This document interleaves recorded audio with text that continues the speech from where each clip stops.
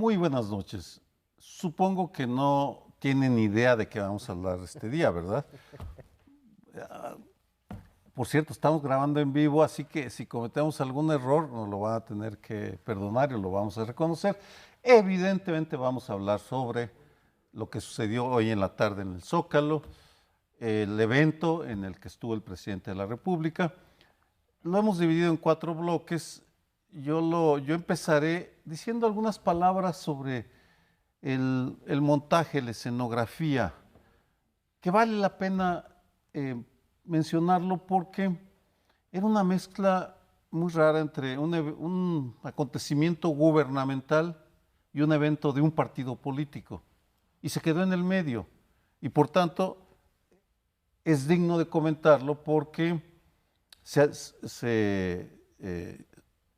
se llamaba informe, pero no era un informe al que estamos acostumbrados, en donde hay posicionamientos de los partidos, hay a veces interpelaciones, algunas mantas, algunos gritos. Aquí no había eso, era el informe no de un año, sino de 7 meses, porque el año era con relación a las elecciones. Y por cierto, no habló de los 5 meses que van del 1 de julio al 1 de diciembre, cuando pues ahí pasaron un montón de cosas que hubiera valido la pena tener algunas confidencias. En todo caso, tal vez lo que más me llamó la atención era lo vacío del escenario.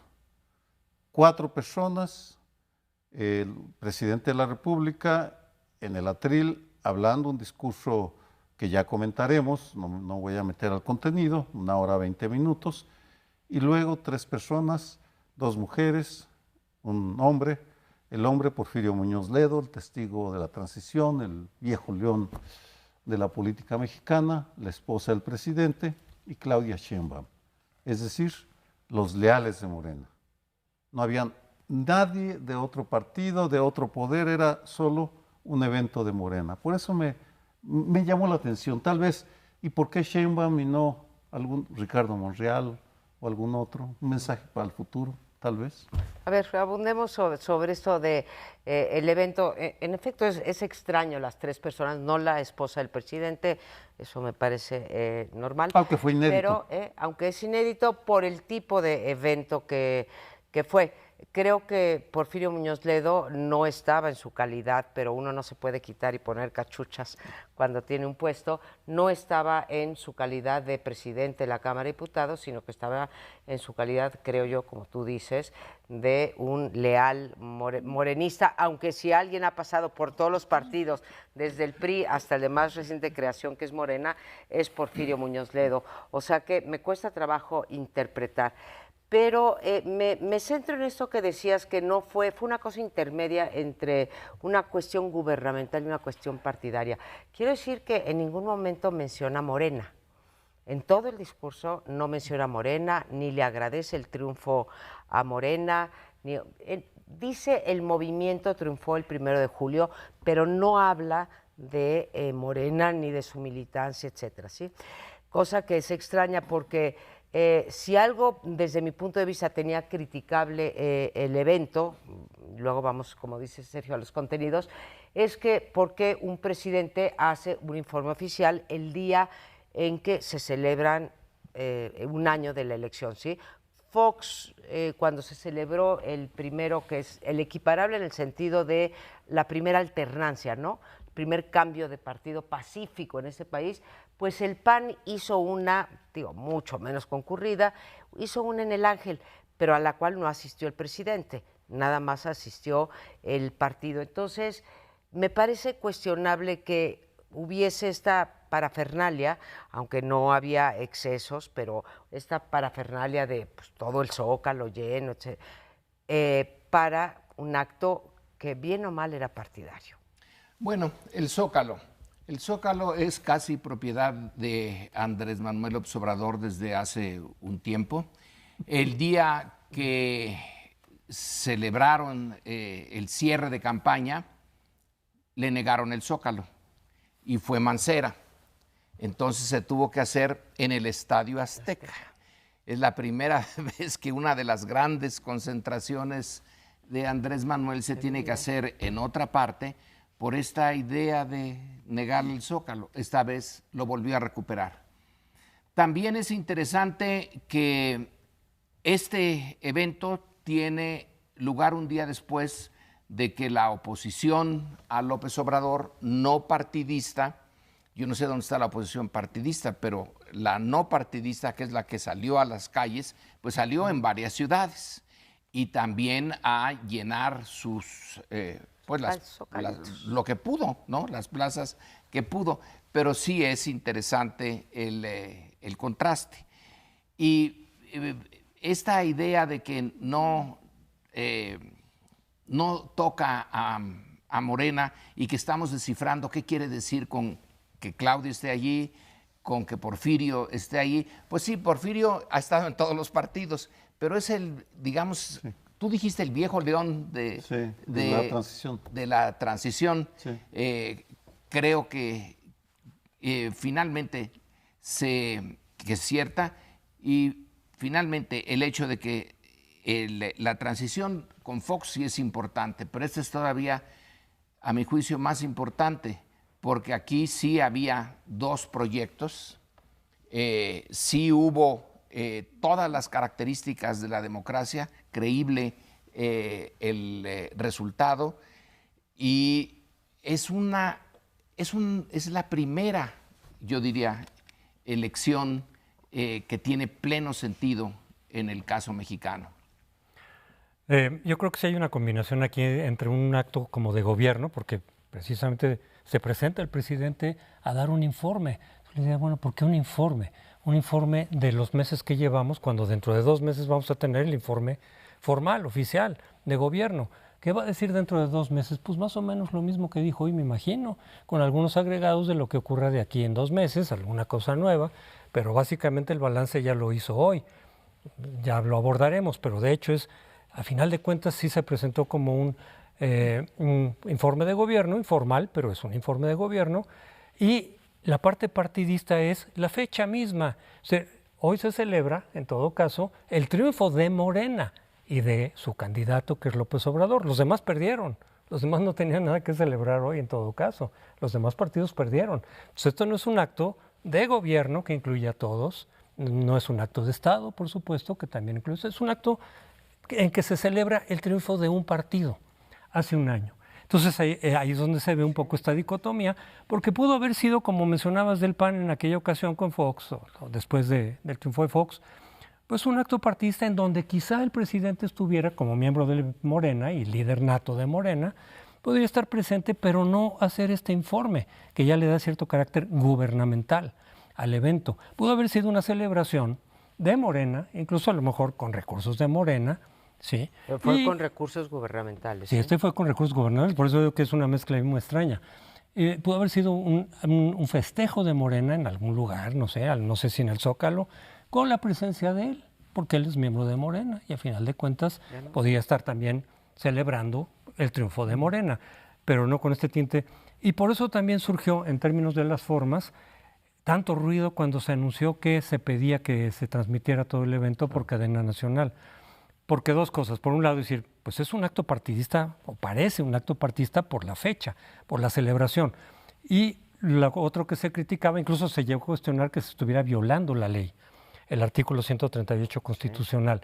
No. Pero por otro lado, en términos de las meras formas, es decir, nos recuerda el viejo PRI, donde ese tipo de eventos o eventos formales se obligaba a todos los medios a pasarlo por cadena nacional, quitándole la libertad a los ciudadanos de ver sus programaciones normales, ¿no? Esa es un poco la crítica que se hizo y, afortunadamente, ahí sí se echaron para atrás, pero sí queda, digamos, esta combinación entre partido y gobierno, un acto de partido, pero con tintes gubernamentales. Alguien mencionó Fox, no me acuerdo, tú mencionaste Fox. Creo que vale la pena compararlos porque estamos ante 2 elecciones y 2 aniversarios de posibles transiciones. Creo que Fox, sin quererlo, lanzó un mensaje del fiasco que iba a ser su proceso, porque el 2 de julio, el aniversario, él se casó con Marta Sagún. Sí. Él aprovechó el evento para casarse muy temprano y luego presentar a su esposa Y luego recibir a Aznar. y luego recibir a José María Aznar. Esa fue su celebración. Y era su cumpleaños. Sí, claro, era También. su cumpleaños, era Es cierto. Cumpleaños. muy simbólico de cómo él ya estaba en otra dimensión, dejémoslo ahí. En cambio, volviendo a las formas, interpretándolo desde otro ángulo, viendo el panorama, era, y lo dijiste muy bien, la liturgia de la plaza llena. Ese es Andrés Manuel. Él se convierte en el político, en el estadista a través de la plaza llena. Y el día de hoy era la comunión del líder de la Cuarta Transformación con su gente, sin intermediarios. Por eso tal vez no había nadie más que le hiciera sombra en el escenario. Y los invitados pues estaban allá abajo, sí, en primeras filas, pero muy discretitos. Nadie hizo ningún desfiguro, todos se portaron bien. Y él era la comunicación directa. Él no le habló a Morena, él le habló a la gente. Sí. A la gente, y la gente le respondía. Alguna iba bastante bien organizada, no quiero desmerecer, digamos, iban ya preparados para... Pero en fin, quitando eso, era evidente que una parte de ese público sí estaba muy entusiasta en la ceremonia, no hay duda. Yo no sé si se violó o no se violó la ley, creo que no es claro, Con lo porque de era los medios, claramente decían, con lo de la cadena nacional. Pero aún no O sea, habiendo cadena nacional, porque es un acto finalmente partidista, ¿sí? Y hecho con recursos públicos. Yo quisiera hacer una precisión. Creo que Andrés Manuel López Obrador renunció a Morena. Ya no es integrante de Morena. Creo que lo dijo en algún otro discurso, pero ustedes corríjanme. Estoy seguro, y si no, les prometemos al auditorio checarlo y se los decimos el próximo lunes. Yo creo que ya no es. Y un tema sobre el cual podríamos también decir algo, los invitados. Entiendo, pero las cámaras no te permitían saberlo. Yo vi a 2 empresarios nada más, el ingeniero Carlos Slim, el licenciado Emilio Azcárraga, dueño de Carso y Televisa, respectivamente, fueron los 2 empresarios que vi. No sé, honestamente, si invitaron a otros. Sí sé que invitaron a los presidentes de los órganos autónomos, lo cual refuerza este lado de Estado o de gobierno, aunque haya sido partidista. Es una cosa muy extraña. Un par de gobernadores vi también, pero sé que hubo esta invitación, digamos, en general a la clase política, no sé si a los líderes de los partidos de oposición, pero esto fue una cosa muy extraña. Se invitó a varios empresarios que nada más estuvieran esos 2, es una señal. Si invitó a los presidentes de los órganos autónomos y no fueron, es otra, pero no nos los permitió ver la cámara, y hasta el momento en que estamos grabando no tenemos noticias de si esto lo hace más de Estado, por ejemplo, el presidente de la Corte, no sé. Eso está como los momentos en que se veía la fotografía de Stalin y todos los miembros de Politburo. del Politburó, y se interpretaba, está fulano a la izquierda, un poquito más allá, otro poquito más Pues acá. dame Creo que sí estaban, supongo que estaban los empresarios, no han de haber estado muy contentos, pero es un símbolo que los invitó, no los rechazó, son la mafia del poder, y ahí están. Otra cosa interesante es que tiene suerte Andrés Manuel, porque cuando hizo su cierre de campaña en el Azteca, pudo haber llovido, y llovió después de que se salió uno de ese estadio, pero no en el momento. Y aquí, en Guadalajara, en tu tierra, que cayó ayer 1 metro de granizo, y aquí estaba también. todo, el cielo se puso del lado de los organizadores. Sí se la jugó en eso. Y me da la impresión eso de que si fue informe, no fue informe, es que es una especie de mañanera grande. Bueno, algunas de las mañaneras se las echa Más largas. con mucho tiempo. Bien, pues ya se nos está acabando el tiempo y ahora sí no podemos pasarnos. Tal vez el granizo de Guadalajara sea algún enojo de la Virgen de Zapopan. Regresamos.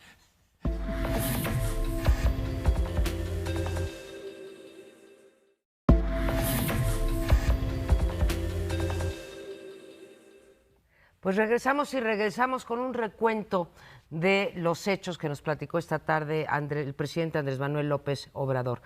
Creo que la mayor parte de aquellos que se juntaron para verificar las cifras que daba López Obrador, pues se quedaron o nos quedamos con las ganas de ver si la famosa frase de yo tengo mis datos. Creo que fue muy puntual, la gran mayoría de los datos fueron apegados a la realidad y ya hablará al rato Lorenzo, bueno, hablaremos todos, pero con la introducción de Lorenzo, sobre aquello en lo que no se metió. Pero la mayor parte, desde cosas que nos pueden parecer más nimias, como el número de visitantes a Los Pinos, pasando por la desaparición del Estado Mayor Presidencial, pero también cifras importantes como la inversión extranjera, las remesas, en fin, el consumo cómo ha crecido con los datos de la ANTAD, la austeridad, las cifras de inflación, todos esos fueron datos perfectamente verificables y apegados a la realidad. A lo mejor fallaba ahí por un puntito, pero vaya, básicamente eran datos que creo que eran, insisto, apegados a la realidad. Mis únicas dudas con respecto a los datos fueron las referidas a los programas sociales. Y quiero decir por qué. Nos dio una serie de datos, entre otros, que el programa de Jóvenes Construyendo el Futuro tiene 600,000 inscritos, un poco más de 600,000, dijo. Si vas a la página de la Secretaría del Trabajo, hay en realidad más, hay 780,000, pero las becas, o sea, realmente se ha repartido una cantidad de dinero y hay un número tal de beneficiarios que para cualquier mortal, nosotros cuatro entre otros, es imposible de verificar.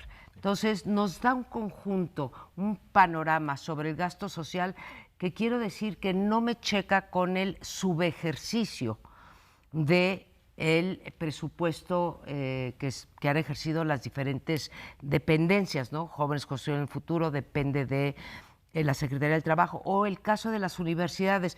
En efecto, nos dice que ya se crearon 83 universidades, pero nos dice que hay 7,500 alumnos y 450 maestros. Entonces dices, a ver, 83 universidades con 5 maestros por plantel, ¿sí? Una universidad con y 100 alumnos, o sea, son cosas que sí me llaman a la duda. Me concentraría en esto. No son muy creíbles para los estudiosos estas cifras sobre los beneficiarios y el dinero que se les ha entregado.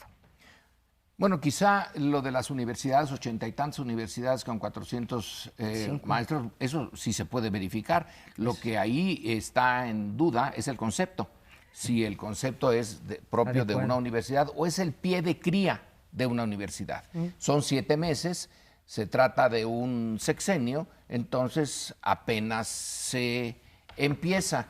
Nuestra institución, Sergio, cuando nació como Colegio de México, pues también tenía más o menos... Eran 3 o 4, ¿verdad? Eran realmente poquitos. El punto es, ¿cuál proyecto se tiene en el sexenio? No pueden ser esas las universidades. Tiene que ser apenas el inicio de algo que tiene que estar mucho más sólido. Pero los estudiantes, las becas y todo eso es una de las partes esenciales del nuevo proyecto, ¿no?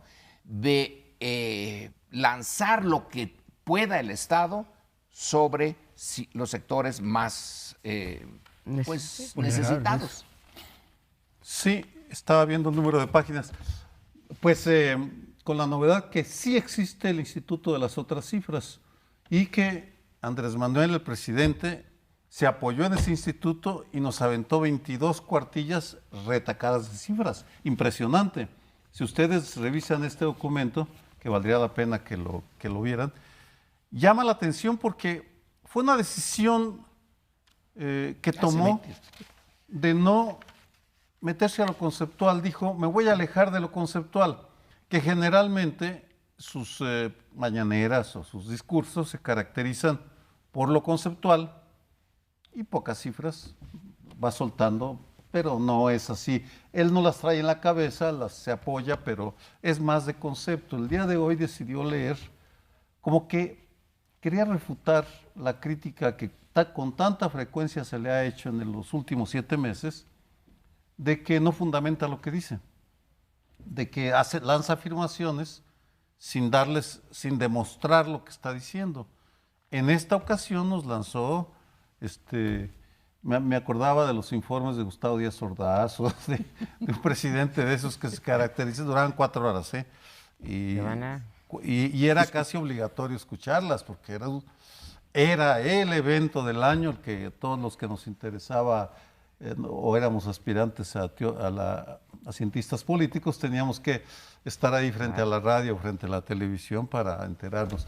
Bueno, en esta ocasión ese es el tono del discurso. Solo al final se permitió lanzar un nuevo concepto al que me voy a referir luego. Se olvidó del término la mafia del poder o los fifís, luego voy a comentar. No aparecieron por ningún lado, pero repitió 2 veces el conservadurismo faccioso y corrupto, que es un nuevo término. No sé si lo vaya a seguir utilizando, pero en todo caso eso es una de las innovaciones conceptuales de este informe, que no fue informe. Yo regresaría a lo de los programas sociales, no tanto a las cifras que dio, que pueden ser verificadas, creo que es así más fácilmente, que otras por ahí que son un poco nebulosas o que quizá no es tan fácil comprobar a ver qué tanto se ajustan a la realidad o no. Pero de los programas sociales y en particular el de los jóvenes becarios, aprendices que van a aprender un nuevo oficio, yo me iría más que a los números, que eventualmente se supone que va a ir creciendo hasta 2,5 millones, 3 o algo así.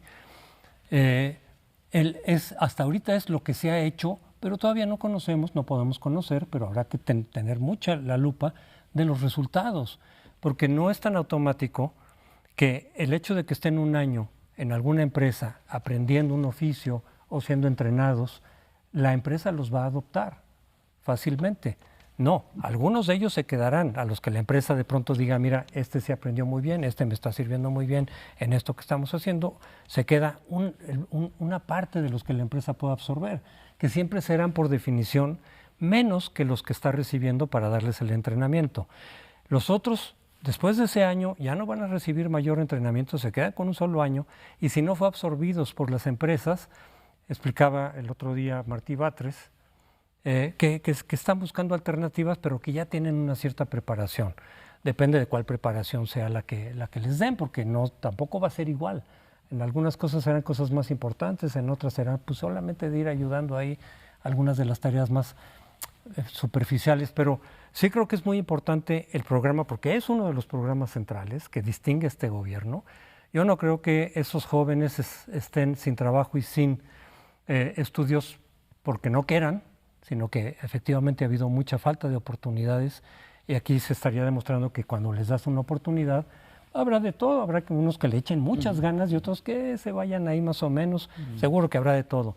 Pero sí es un programa importante que por lo tanto sería, o va a ser muy importante, ver cuáles son los resultados, ver realmente cómo se absorben estos jóvenes, que no vayan a quedar después de un año otra vez marginados y regresar exactamente a lo mismo o algo muy parecido a lo mismo, porque entonces el programa no servirá de gran cosa, no lo que pretende. Estoy de acuerdo y para eso hay que darle tiempo a López Obrador, porque está empezando y entonces, bueno, por ejemplo, Jóvenes Construyendo un Futuro es entre 8 y 12 meses. Tendríamos que dejar que pasaran los 12 meses, verificar que en efecto todos esos muchachos y muchachas tuvieron ese entrenamiento y pudieron entrar exitosamente al mercado de trabajo, porque si no se quedaría en una cuestión asistencialista. Pero, insisto, no lo podemos verificar porque pues, el censo lo hicieron los servidores de la nación, que eran miembros integrantes de Morena, todavía en marzo portaban así su gafete, y no tenemos manera tampoco de verificar si realmente él dice que 95% del robo de hidrocarburos se terminó en ese país. Pues si eso es cierto, estamos ante un hecho realmente inédito, ¿sí? Pero es muy difícil. Hemos pedido por transparencia los informes y pues no nos los dan, ¿no? Y finalmente acaba diciendo él que lleva 85 compromisos cumplidos, no por cumplir, cumplidos de los 100 que hizo el 1 de diciembre en el Zócalo. Está ahí, búscalo, me estás poniendo cara de que... No, pero sí lo dijo, 85.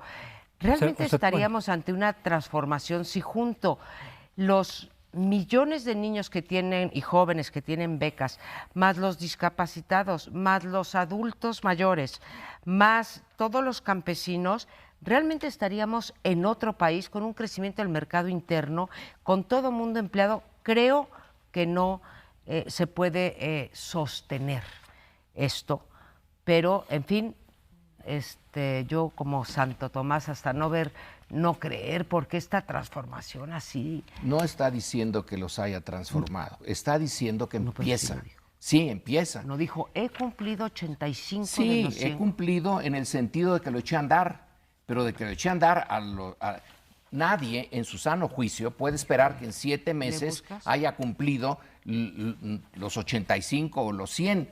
Está diciendo, he cumplido porque empezaron. Ahora, ¿cómo se lleve a cabo eso? Bueno, es parte del arte de gobernar y de verlo en el futuro.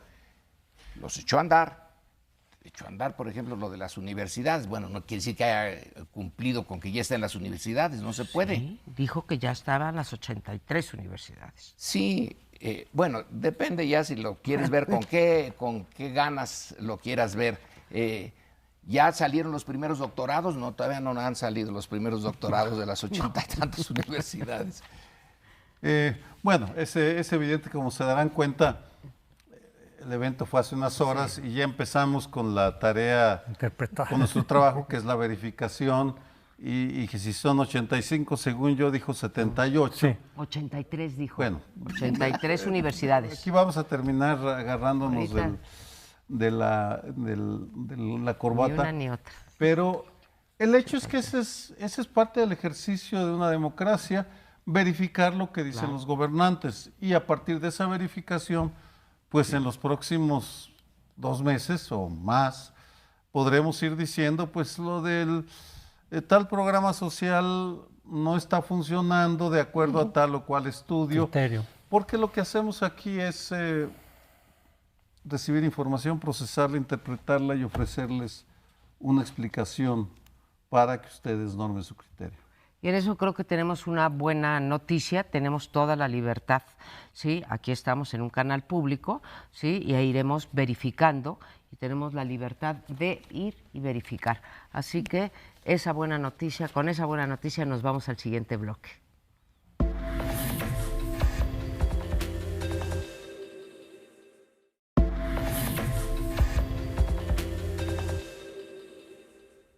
Bueno, pues como ya se dijo, fueron muchos datos.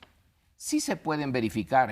El Washington Post está decidido a verificar cada cosa que dice el presidente Trump. Y la última vez que consulté eso, pues llevaba ya 10,000 y tantas falsedades.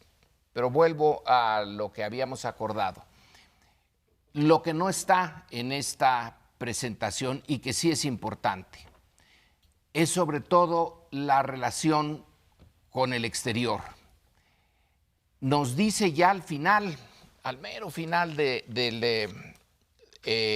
discurso, quedó demostrado hace poco cuando muchos mexicanos de todas las clases sociales y de todos los sectores económicos cerraron filas ante la amenaza externa de afectar la convivencia, el bienestar y la economía del pueblo y de nuestra nación. Siempre en momentos de adversidad y ante la amenaza de potencias extranjeras, de poderes hegemónicos, vamos a actuar unidos todos los mexicanos.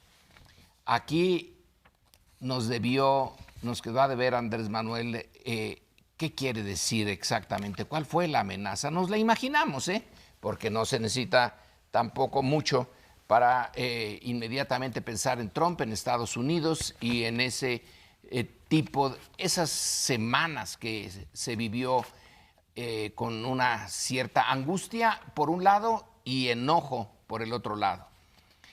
Pero también debió de haber habido aquí una referencia más explícita a la migración y el problema que eso nos pone como país y frente a esa amenaza externa que está aquí dicha, pero no está explícita. Eso es un par de cosas que deberemos de pedirle una mayor explicación en el futuro. Por mi parte voy a interpretar el hecho de que no haya hablado de los fifís. Lo menciono porque es uno de los términos que más han emponzoñado el debate en redes sociales y el debate en las familias, debo decir, porque me consta que en muchas familias y grupos, tertulias, se ha optado por no hablar de Andrés Manuel López Obrador y de su gobierno por la división que provoca. Y en ese sentido, les recomiendo un texto de Sabina Berman, una colega, una dramaturga y colega de aquí de la Barra de Opinión, del domingo, bien interesante, porque ella se desmarca del término y dice que no ha sido correcto utilizarlo, porque cuando hablaba de la mafia del poder, todos sabíamos que era una élite muy pequeña, de unos cuantos multimillonarios y políticos poderosos, mientras que al referirse a los fifís, está hablando de las clases medias. Y entonces Sabina Berman argumenta, no es lo mismo satanizar a la clase media que satanizar a una élite pequeña a través de la mafia del poder. Le pregunté a Luis Estrada qué será la enciclopedia de las mañaneras, porque cuenta todo. Y me dice que la primera vez que empleó el término fue el 18 de diciembre y que de entonces a la fecha lo ha empleado 98 veces, es decir, promedio una vez por día, lo cual es muchísimo, porque eso explica la penetración que ha tenido, dado que Andrés Manuel es un mago de la comunicación política. En fin, voy a hacer una interpretación, no es Navidad, pero nos acercamos y en el espíritu de la buena voluntad.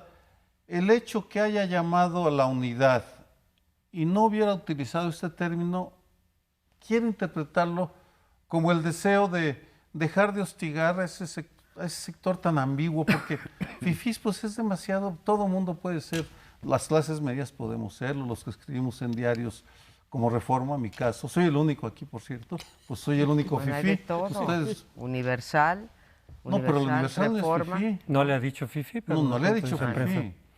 Le ha dicho a Reforma y a algunos más, pero no. Pero eso es genéricamente utiliza prensa fifí. Y Como entonces, ya ¿quién incluye sería? a algunos de la prensa, la que ha criticado mucho de pronto de no haber es cierto que cubierto, no lo usó. según López Obrador, actos de corrupción y que dice que se quedaban callados como momias. No lo ha dicho solo el Reforma, específicamente ha mencionado el Reforma, pero ha sido más genérico también al decir la prensa, ¿no? La prensa fifí, la prensa opositora, el partido, a veces es muy genérico en sus términos, el Partido Conservador. Ya prácticamente ahí están todos los que no están con él, los que no están en su proyecto, los que no lo apoyan, estarían genéricamente en un partido conservador. Obviamente todos los partidos formales de oposición, pero también críticos, los expertos que no están de acuerdo con él, ONGs a las que también ha descalificado muchas veces.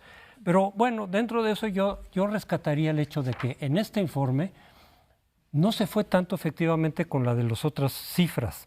Habrá algunas que quedaron ahí medio raras, como las mencionábamos en el segmento anterior, pero en algunos de los temas centrales, lo que se ha hecho en las mañaneras, que es darle la vuelta, desconocer los indicadores que hay, ahora no, ahora en los temas más importantes, digamos, pero en donde no está muy claro que las cosas vayan funcionando muy bien, así lo reconoció y simplemente dijo, falta avanzar en seguridad.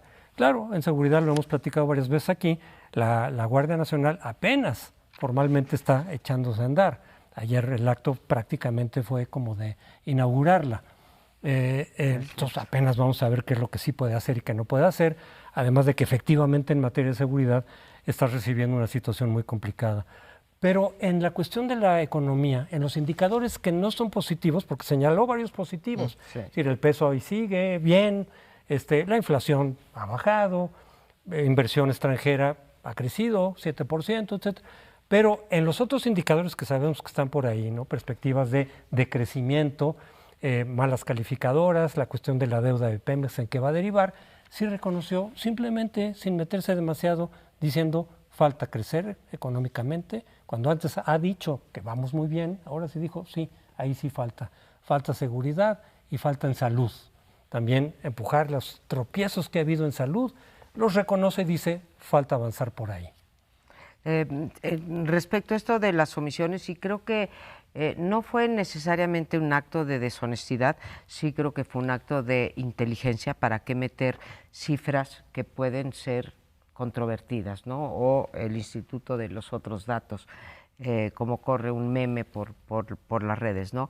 Pero sí es sorprendente que no dio ninguna cifra sobre migración, cuántos migrantes están, cuántos están llegando, cuántos están regresando de México, a cuántos estamos reteniendo en la frontera norte.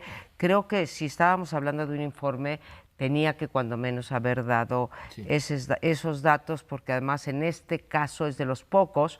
Yo estoy de acuerdo que le heredaron un país en ruinas, cuando menos en 3 cosas: desigualdad, violencia y corrupción, en ruinas, en esos 3 aspectos, ¿no? El de migración sí es un problema, en buena medida, venía creciendo, pero que, digamos, se lo creó con esta cosa, o se lo creó Trump con esto de las tarifas. Entonces, creo que no nos dio un panorama adecuado de la salud tampoco, que ha sido un tema muy controvertido en las últimas en el último mes, ¿no? La falta de medicinas, las compras consolidadas, lo de las distribuidoras que no llegan a donde tienen que llegar, a los hospitales públicos, el nuevo hospital, lo que sustituyó al Seguro Popular. Ahí no quiso meterse porque sabe que pisa un terreno, pues cuando menos farragoso. No dio ni una sola cifra sobre homicidios ni sobre ningún delito de alto impacto. Simplemente reconoció que faltaba mucho, y tampoco, como bien dices, se comprometió con ninguna cifra de crecimiento económico. Ya había variado el discurso, porque ya había venido diciendo de que sí íbamos a crecer muy cerca del 2, a decir estamos creciendo poquito pero creciendo, ¿no? Y nos remarcó, y creo que es obligación de él decir no hay recesión. Pero regresando a los datos que da y que no da, esto de verificar, y el Washington Post que verifica, o el New York Times que también verifica, en el caso de México no es tan fácil, Lorenzo, verificar la cantidad de solicitudes de información con respecto al huachicol, con respecto, por ejemplo, a lo de Bellas Artes, ¿sí? Que puede ser una cuestión menor. Se negó, se clasificó la información, que dices, ¿por qué se clasifica esa información? Entonces, no podemos verificar muchas cosas. En Estados Unidos fluye mucho más la información, está menos controlada por el presidente, que aquí. Yo creo que una de las fallas de esta transformación de régimen es la información, precisamente, Lorenzo.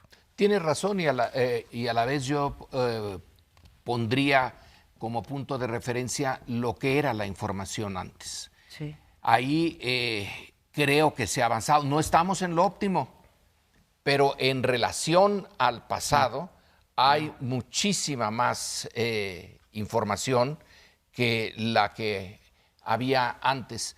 Pero volviendo a este tema, el tema es un tema crucial, el de los migrantes centroamericanos. Nos dijo que en el G20 la propuesta mexicana fue aceptada, y eso es realmente un punto que pudo haber ahondado, diciéndonos las cifras que se van a manejar, lo que se espera de Estados Unidos en esta terrible y complicadísima circunstancia de la frontera sur. Pero bueno, la idea es hacerle la aceptación de lo que dijo y pedirle para la siguiente que se meta a estos temas más difíciles. Nos estamos yendo, pero nos queda todavía un segmento. No se nos vaya, vamos a las conclusiones. que nos quedan.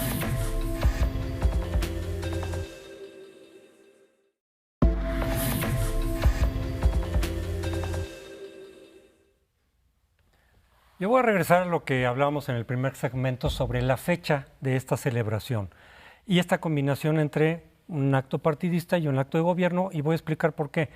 Yo creo que se elige esta fecha para hacer esta celebración con tintes de gobierno, no solamente con un acto de celebratorio del partido, que al final de cuentas, repito, es cuando ganó el partido esa fecha, porque yo creo que le quiere dar una dimensión histórica, una dimensión al nivel de la Cuarta Transformación.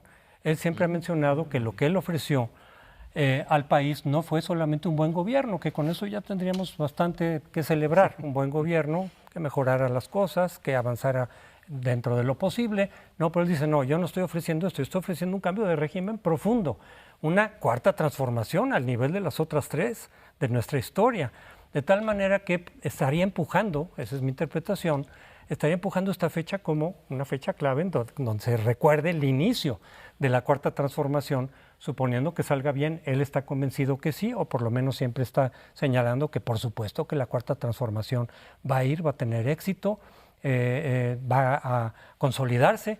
Entonces ahí también hablábamos un poco de qué tan rápido no se pueden esperar los cambios.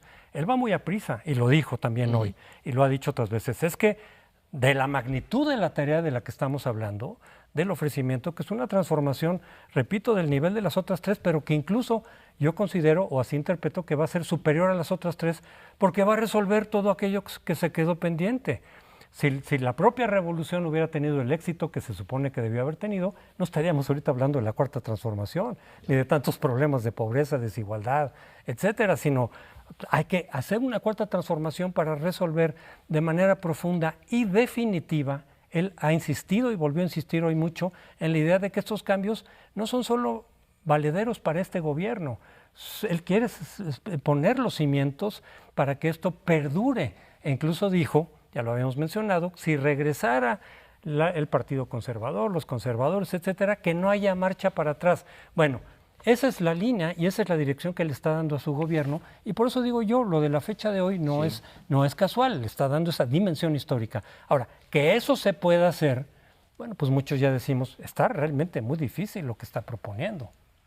Una interpretación sobre el rumbo, y una vez más, en el mejor de los ánimos, interpretando de manera positiva el mensaje del día de hoy, porque me pareció muy relevante que no solo no hay que criticar a los fifís, sino tampoco a los defensores de derechos humanos. Fue como si hubiera entregado un ramo de olivo a grupos a los que ha estado hostigando, grupos ambiguos además, así muy, salvo la Comisión Nacional de los Derechos Humanos que la trae en la mira. Y quiero suponer que tiene que ver con el momento que iniciamos, y ya lo hablaremos tal vez el próximo lunes. Se abrieron las hostilidades este fin de semana en la guerra contra los carteles. Vamos, es un día también importante en ese sentido, ¿no? El gobierno federal desplegó sus tropas por todo el país en 150 puntos para atacar de manera simultánea a un buen número de carteles. Algunos ya reaccionaron en Tabasco, prendieron unos coches, dijeron, pues ya estamos listos, vénganse. ¿Esto qué quiere decir? Que va a haber bajas de ambos lados, y va a haber bajas inocentes, y va a haber abusos de la autoridad, porque a la hora de los plomazos, pues va a ser muy fácil que caigan inocentes, y va a haber recusaciones muy graves contra la Guardia Nacional por violaciones a los derechos humanos. Y en ese escenario, lo que menos necesita el gobierno federal es tener un flanco a los activistas y defensores de derechos humanos. Y a los columnistas, digamos, creo que yo quiero suponer que se da cuenta porque no es solo una nueva etapa bonita, viene una parte fea, difícil, dura. Y entonces el acto debe decir, unidad lo dijo 2 o 3 veces, sí, va en ese sentido, y bueno, si es el caso, pues unidad habrá, porque si simultáneamente quiere destrozar a la Comisión Nacional de los Derechos Humanos, pues bueno, va en el camino de los parias de los derechos humanos. Y no estoy bromeando, vamos, porque está incursionando en temas muy peligrosos su gobierno, acosando a organismos reconocidos internacionalmente. Viene, Bueno. adelante. Yo quiero ahondar en lo que tú dices, la fecha. Y dices, quién sabe qué vaya a salir de esto, quiere que esta fecha sea histórica. Yo creo que ya salió una cosa, independientemente de si se cumplen los 100, es el hecho mismo. ¿Desde cuándo empezó México a tener elecciones? Antes de ser México. Más o menos por 1813, que fue la primera elección, 1813-1814. Llevamos prácticamente 2 siglos de elecciones y ninguna ha tenido realmente la calificación de elección como se debe. Algunos han señalado, y Madero, pero Madero no tuvo contrincante. El general Reyes, que era el contrincante, en primer lugar que hubo violencia antes de poder hacer las elecciones, no había de otra. Y en segundo lugar que no hay el contrincante. Luego vienen ya las elecciones a partir de Carranza, en donde ya las cartas están, los dados están cargados. Esta es la primera vez en que no sabíamos, ustedes sabían que iba a ganar y por esa... era la incertidumbre democrática. Había partidos y había proyectos que pudieron ser vistos por el ciudadano y decir, yo este sí, yo este no. Y esa fecha, podemos decir que eso ya se cumplió. Yo sí difiero, Lorenzo. Creo que en el año 2000 no sabíamos quién iba a ganar. Sabíamos mucho menos en el 2000 quién iba a ganar que en el 2018. En el 2018 podíamos imaginar que no dejaran llegar a López Obrador con un golpe o, en fin, no sé quién imaginó eso, pero todas las encuestas marcaban claramente que iba a ganar. En cambio, cuando ganó Fox sí fue una sorpresa, como fue después una decepción, pero decir que estas son las primeras elecciones creíbles en la historia de México, yo difiero. O sea, nada más pondría yo una cosa, perdón, 2000, sí. Ya que difieres tanto. Sí. Es el contenido de los proyectos. El proyecto de eso Fox... Sí no, eso sí. No, eso, no. Bueno, en eso pero es no que estoy es el desacuerdo, paquete. Es el pero paquete. Que llegó, o sea, que Fox... No pensábamos que lo iban a dejar llegar y que hubo alternancia por la vía pacífica y que era incierto el resultado. El proyecto era muy distinto, pero sí quisiera abundar sobre esto del rumbo. Creo que sería injusto juzgar hoy en día, a los 7 meses, a Andrés Manuel López Obrador por sus resultados, pero que sí lo podemos juzgar por las tendencias. Y honestamente, en términos de construcción democrática, para volver al tema, Lorenzo... yo comparto sus objetivos, comparto su prisa. Creo que es un país al que le hace falta que le metan velocidad, que se le alinearon las estrellas porque tiene además el Congreso, tiene todos los congresos locales, o bueno, 20 congresos locales, en fin. Suficiente. Pero no comparto ni sus métodos ni sus formas. Creo que hay un gran déficit en lo que llevamos como tendencia en estos 7 meses de gobierno. Hay mucha concentración de poder, mucha centralización y muy poco respeto a los órganos autónomos como la Comisión de Derechos Humanos, y que hay mucha menos información de la que teníamos antes. O sea, que sí veo unas tendencias que en términos democráticos no creo que sean muy halagüeñas. El personalismo de este hombre y decir entre la justicia y la ley, la justicia... Me habla no de un demócrata. Yo quería decir una cosa. Él dice, en diciembre ya se va a haber hecho la transformación. Él sí está viendo las cosas muy rápido. Y lo demás que falta hacer para consolidar, para que no haya reversa. Pero los hechos ya en este año se van a estar logrando, y por eso dice nadie ha hecho tanto en tan poco tiempo. Eso lo dijo. Pero yo la crítica que haría sería, si los cambios salen bien, si se llevan a cabo, para que perduren hace falta desarrollo institucional. No basta con el puro voluntarismo personal. Hasta ahorita los cambios los está dirigiendo a partir de su voluntad, de que tiene los instrumentos en el Congreso, pero para que perduren por encima incluso, yo diría, de un gobierno de Morena, de otra persona de Morena, tienes que desarrollar las instituciones y darles autonomía. Si tú las subordinas para que hagan exactamente lo que quieres en el momento de tu presidencia, después el que llegue no hay garantía de que no vayan a echar para atrás algunos de los cambios, los que logre durante este sexenio. Pero no sé si alguien... Quería hacer una precisión histórica. Fox sí tenía un proyecto que entusiasmó, vamos, que creíamos que realmente iba a ir en contra de la corrupción y de las violaciones a los derechos humanos. Nos prometió y se comprometió. Y luego se pandió.